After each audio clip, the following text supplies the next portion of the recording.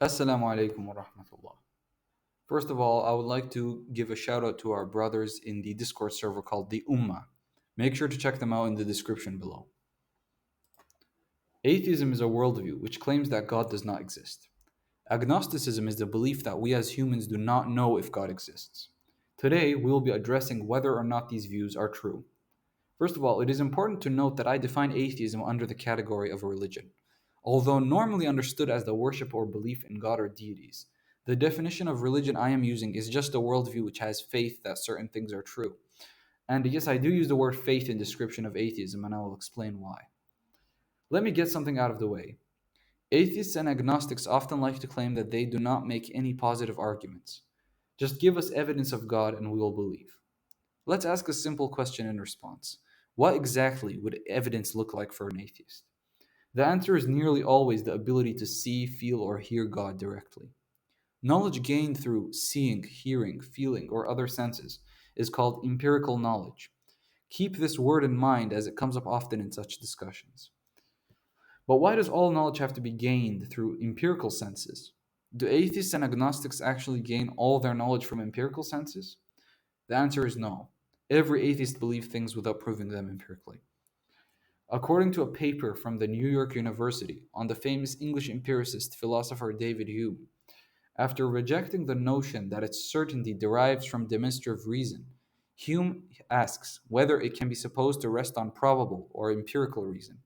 He argues that this assumption leads us into a vicious circle and therefore must be false. In other words, David Hume is saying that for science to make sense, it must be assumed without empirical evidence that uniformity exists in the universe. This may be a bit complicated to grasp at first, so let me break it down a bit. If I were to take a rock and toss it in a pool of water tomorrow, what would happen to the water? Obviously, ripples would be formed in the water. How do I know this? Because whenever I threw a rock into the water in the past, ripples formed. Notice how I am assuming that because of my past experiences, the physics of the water will remain the same tomorrow, even though I have never experienced tomorrow. This is known as the uniformity of the universe. Uniformity of the universe must be assumed without empirical evidence for science to even begin making sense as a system. That's why we say it is an intuition, or as David Hume himself puts it, a mental habit. So, why do atheists ask for empirical evidence for God if they believe many things without empirical evidence? If belief in God is intuitive, the atheists have to accept it is true without asking for any extra evidence. Indeed, massive cross cultural studies done by scholars such as Justin Barrett, Emily Reed Burdett, Olivera Petrovich, Paul Bloom, and others prove that belief in a single monotheistic creator is indeed intuitive. This confirms the Islamic concept of fitra, which assumes that all humans have natural predisposition to believe in one God. So now the burden of evidence falls back upon the atheist or agnostic. Why do you guys deny something that's intuitive? Furthermore, how can you deny something that is intuitive when you rely on intuition for science? This means that atheism is an active claim. It is the claim that our intuitions are fooling us into believing that God exists. So let them go ahead and bring evidence for their active atheistic positions. But we're not done here yet. See, although what I've said so far should be enough to convince any honest atheist, I will go farther and assume, for the sake of argument, that intuition is not enough to believe something is true, unless disproven. I will make another positive case for why God must exist for this universe to exist. Firstly, it's important that we understand the three types of reality: impossible, possible, and necessary.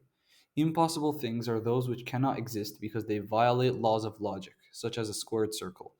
Possible things are those which could be another way. This includes everything in material existence. Why is that the case? It is the case because all material things are limited. To make this easier to understand, let's take the example of a cup. A cup does not need to be the way it is. Therefore, it requires an explanation for why it has the particular form.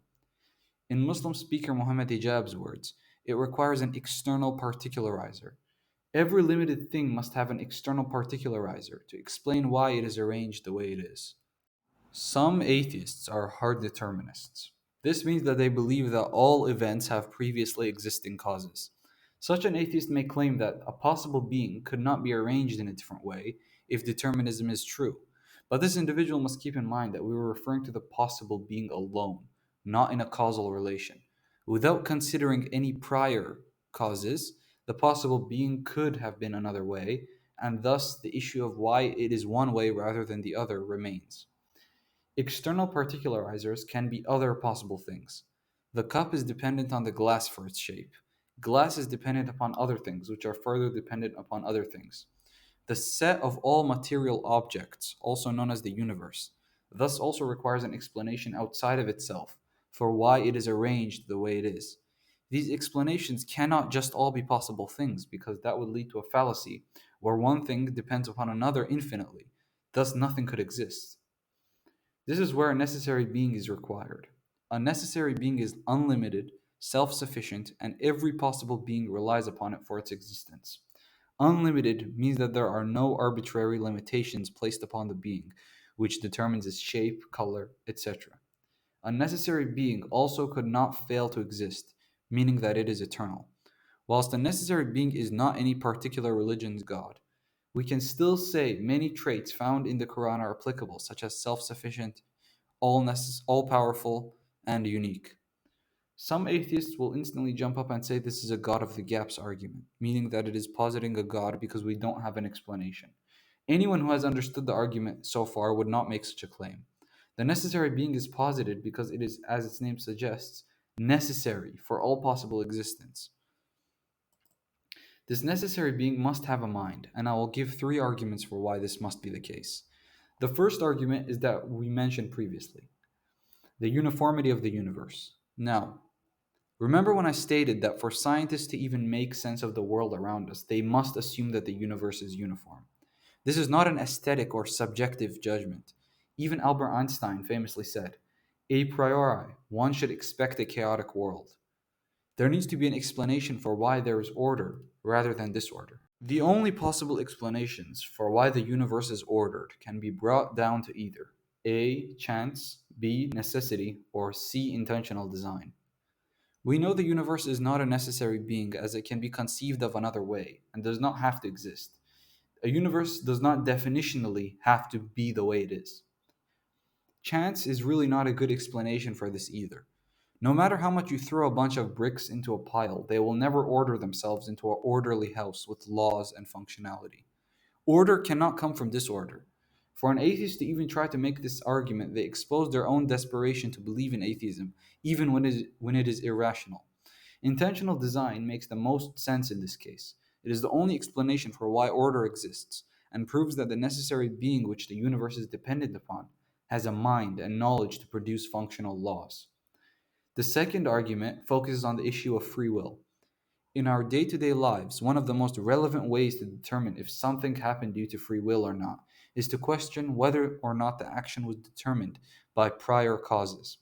For example, rolling a dice and landing on a 5 may seem random to us, but in fact it is caused directly by the laws of physics. On the other hand, if you decide to randomly raise your hand, it can be said that this is uncaused by any prior law except your own decision. Now, this is not to say our human decisions are uncaused. Rather, it is to show that if a being with true free will did exist, its actions would take place without any prior cause. In fact, this is the actual definition of free will. Combined with the first argument, we can conclude that the necessary being has a mind and has free will. The third argument is that truth always exists, and therefore a mind must always exist for truth to be grounded. To explain this argument, one must understand the separation between propositions and statements. Let's say I make the statement 1 plus 1 equals 2.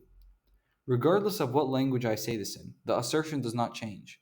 This assertion is known as a proposition, and regardless of whether it is put into speech or writing as a statement, it is true. Furthermore, this remains true regardless of whether humans exist or not. Now, let me ask this question. Is truth physical or conceptual? If someone wishes to claim truth in of itself is a physical being and exists somewhere, the burden of evidence is on them to prove it. The only other option is to say that truth is not a thing but a concept. A concept, by definition, is something produced by the mind. This is where the issue for the atheist comes to surface. If it is accepted that truth is a concept and propositions are true, regardless of whether humans exist or not, there must be a mind that exists eternally in order to ground truth. In other words, an eternal mind is always needed for things such as mathematics to be eternally true. For the aforementioned reasons, the existence of a necessary being with a mind, ultimate power, and knowledge is undeniable. Before I end this video, I would also like to address a claim that I often hear being made by atheists, specifically those who do not admit to being nihilists and have a liberal ideology. That is, the claim that the meaning of life does not have to be grounded in objectivity, and humans can still have a personal meaning without religion. It really intrigues me to hear this because one must realize that if you are producing a meaning for yourself, that is basically the same self delusion that you accuse religious people of having. The atheist can't just take the self proclaimed rational and scientific position while also willingly agreeing to believe something that is delusional. So, if you're an atheist watching this video and someone asks you what the meaning of life is, note that it is hypocritical to say that this is a personal thing, while also denying religion on the basis that it is unscientific. Once again, I hope you all benefit from this. Make sure to share and subscribe. Inshallah, my next video will be tackling the view of deism. Wassalamu alaikum wa rahmatullah.